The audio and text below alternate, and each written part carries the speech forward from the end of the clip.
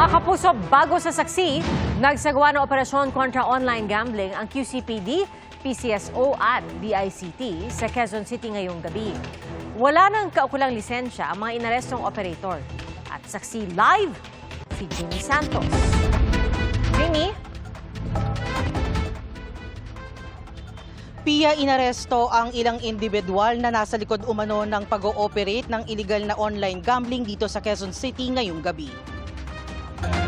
Nahuli ng pinagsanib na puwersa ng PCSO, Quezon City Police District at Department of Information and Communications Technology, Cybercrime Investigation and Coordinating Council Center o DICT-CICC. Ang ilang individual na nag-ooperate ng umano'y iligal, walang kaukulang authority at lisensya. Ayon sa PCSO, July 14 nang matapos ang authority to operate ng kanilang dating STL operator.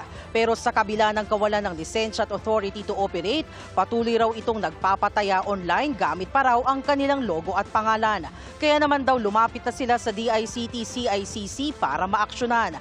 Kabilang sa mga nakumpiska ang ilang parapernalya na panaya, cellphones, pera at iba pang gamit na ginagamit sa kanilang operasyon.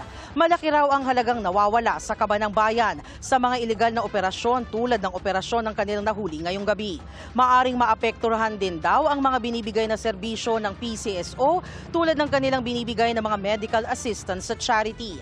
Pinag-aaralan na ng mga otoridad ang mas malawak pang kaso na isasampa laban sa mga suspect, habang patuloy na pinaalalahanan ng publiko na huwag sumuporta sa mga ganitong ilegal na aktibidad na posibleng magdulot ng malawakang panloloko at pagkasira ng kabuhayan.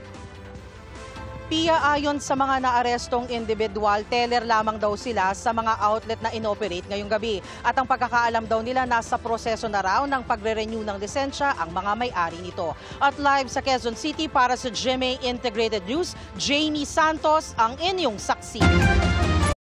Mga kapuso, maging una sa saksi. Mag-subscribe sa GMA Integrated News sa YouTube para sa iba't ibang balita.